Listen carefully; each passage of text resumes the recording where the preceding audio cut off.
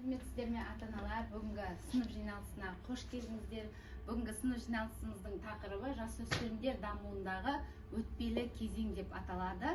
Сонымен қатар бұл жиналысымызда тек жасөспірімдердің дамуындағы өтпелі кезеңге ғана емес, оқушыларымыздың үлгерімдері және де дәл қазіргі сәттегі олардың туа бойындағы физиологиялық ерекшеліктеріне де тоқталайық деп отыр. Оқушылардың үлгерімі сәл кішірек болып көрінбей тұр деймін.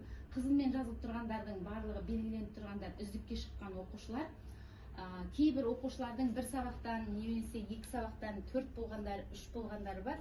Оларда оқушыларымыздың арасында өздеріңіз байқап та жүрген шығарсыздар, оқушылардың мінез құлықтарында әртүрлі өзгерістер болып жатыр. Осыған байланысты біздің мектебіміздің психологы Назкен апаймен медқызметкеріміз Жұмагүл апай өзінің бір ақыл кеңестерін беріп кетеді.